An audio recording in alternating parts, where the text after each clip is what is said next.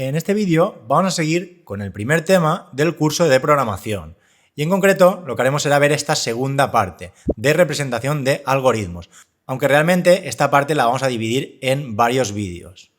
Bien, vamos a ello.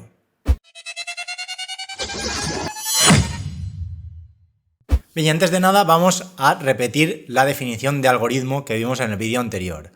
Un algoritmo es un conjunto de reglas o instrucciones que nos permiten resolver un problema en un número finito de pasos. Entonces, algo importante es que un mismo problema se puede resolver con distintos algoritmos. Es decir, puede haber más de una solución a un mismo problema. Entonces, lo que debemos tratar siempre es de crear un algoritmo que tenga la máxima calidad posible. ¿Y cómo sabemos que un algoritmo tiene más calidad que otro? Pues dependiendo del tiempo que necesite para ejecutarse. Si, por ejemplo, un mismo problema lo resuelven dos algoritmos y uno necesita 100 instrucciones y el otro necesita 50, pues es mejor utilizar el que utiliza 50. Normalmente tardará menos, aunque bueno, esto también depende de muchos otros factores. Pero bueno, en principio esa sería la norma. Y además también los recursos, es decir, la cantidad de memoria que utiliza un algoritmo para resolver el problema. Tal y como he dicho antes, tenemos dos algoritmos que resuelven el mismo problema y uno para ejecutarse necesita 10 megas de RAM y otro necesita 100, pues evidentemente trataré de utilizar el que utilice menos recursos, el que utilice menos RAM. Esto traducido a algoritmos que puedan parecer muy simples, pues es la cantidad de variables que declaramos. Si podemos resolver un problema con una variable, pues no utilicemos 3 o 4. Bien, y una vez tengamos esto claro, pues vamos a ver métodos para representar esos algoritmos, cómo podemos escribir los algoritmos. Entonces, básicamente hay dos formas distintas, que son los diagramas de flujo, ordinogramas, que utilizan una notación gráfica a través de una serie de símbolos y unas líneas de flujo, nos indican la secuencia de las instrucciones del algoritmo. Y además tenemos otra técnica que se llama pseudocódigo, que es la que utilizaremos básicamente durante el curso, que es una notación próxima al lenguaje humano. Entonces, aquí en primer lugar tenemos pues, los símbolos, la forma de representar un algoritmo a través de un ordinograma. Entonces, siempre que diseñemos un algoritmo, tanto el inicio como el fin deben tener este símbolo, el del óvalo. Es un terminal, representa inicio y fin de un programa. Cualquier operación de carácter general la representaremos como proceso con un rectángulo. Luego, si hay alguna instrucción que tenga cierta lógica, como por ejemplo hacer una comprobación, pues ese tipo de instrucción que hace una comprobación lo deberemos incluir aquí en un rombo, es una decisión. Luego el símbolo del paralelogramo nos representa la entrada-salida, es decir, si introducimos datos al algoritmo o si el algoritmo nos muestra algún tipo de información. Luego tenemos un conector, el símbolo del círculo si queremos enlazar varias partes de un programa. La flecha que debe indicar cuál es la siguiente instrucción a ejecutar, indica la dirección del algoritmo. Y finalmente, si tenemos este tipo de rectángulo, pues para un subprograma. Es un programa que ya realiza una acción en concreto. Aquí tenemos un ejemplo de ordinograma con un inicio y un fin y dos estructuras. Una estructura alternativa, que es un condicional. A partir de una condición, si se cumple o no, el algoritmo se desarrollará por una parte o por la otra. Y aquí en la parte inferior tenemos una estructura repetitiva. También hay una condición que mientras se cumpla, continuará ejecutándose en bucle. Para que veáis un ejemplo, vamos a seguir un poco el código. En primer lugar, iniciaríamos el programa y tendríamos una operación de entrada-salida, como por ejemplo puede ser introducir una cantidad numérica por teclado. Entonces, dependiendo de lo que hayamos introducido, pues luego se ejecutarán una serie de instrucciones y se hará una comprobación. Si lo que comprobamos se cumple, vendremos por esta parte de aquí. Y si no se cumple, pues vendremos por la parte de la izquierda. Ejecutaremos una última instrucción y terminaremos. Si, por ejemplo, la condición se ha cumplido y vamos por esta parte de aquí, además se ejecutará una instrucción adicional. Una vez se haya ejecutado esa instrucción, iremos a esa nueva condición.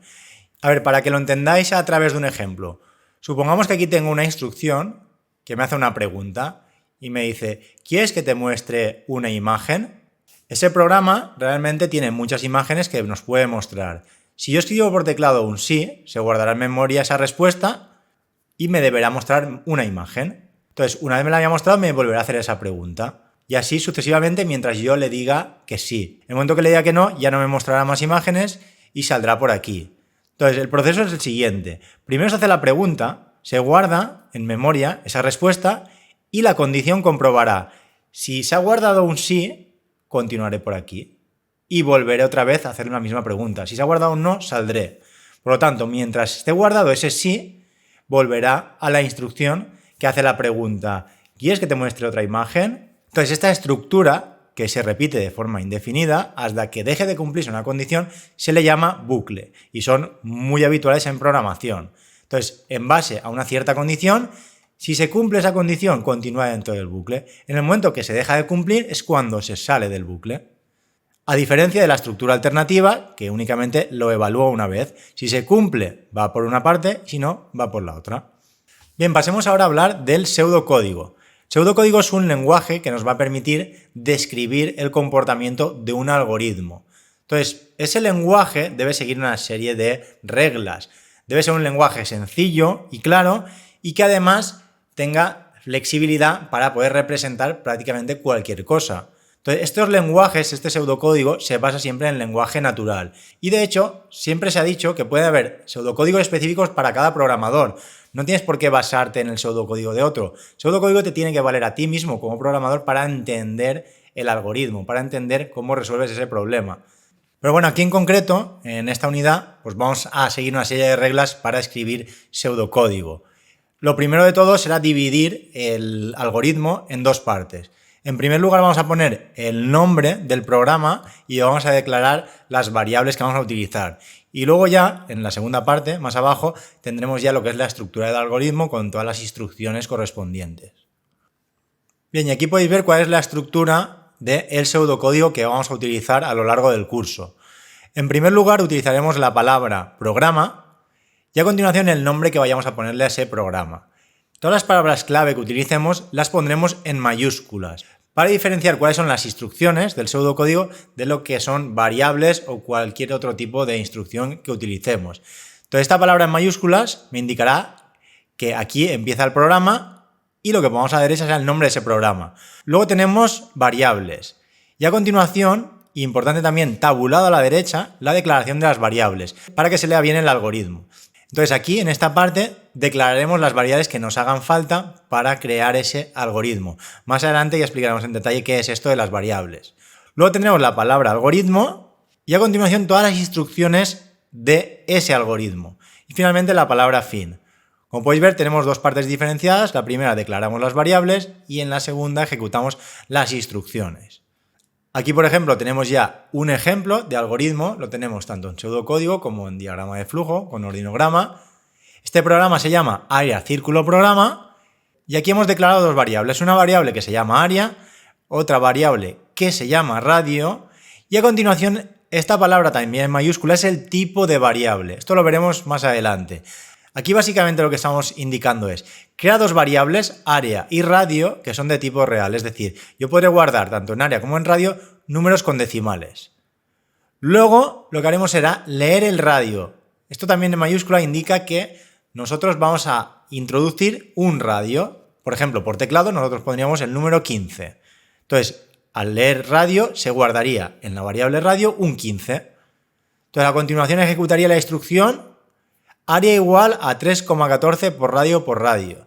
En radio se ha guardado un 15. Entonces lo que va a hacer es realizar esta operación, sería 15 por 15 por 3,14 y el resultado lo guarda en la variable área. Y finalmente el algoritmo utiliza otra instrucción que es escribir, que es la que nos mostraría por pantalla, el resultado de esa operación. Nos mostraría la variable área. ¿Y qué hay en área? Pues el resultado de la operación que calcula el área del círculo. Y además, en la parte de la derecha tendríamos ese mismo algoritmo escrito con diagrama de flujo. Primero lee el radio, aquí guarda en la variable área el resultado de esa operación, finalmente escribe el contenido de la variable área y el programa termina. Esto sería un ejemplo de algoritmo que obtiene el área de un círculo a partir del radio. De todos modos, si no lo habéis entendido muy bien, no os preocupéis que lo vamos a ver todo con mucho más detalle a partir del siguiente vídeo con muchos ejercicios y muchos ejemplos. Bien, y de momento lo vamos a dejar aquí y ya en el siguiente vídeo veremos cuáles son los elementos de un algoritmo, aunque ya hemos visto en el ejemplo algunos, y ya empezaremos a diseñar nuestros primeros algoritmos en pseudocódigo.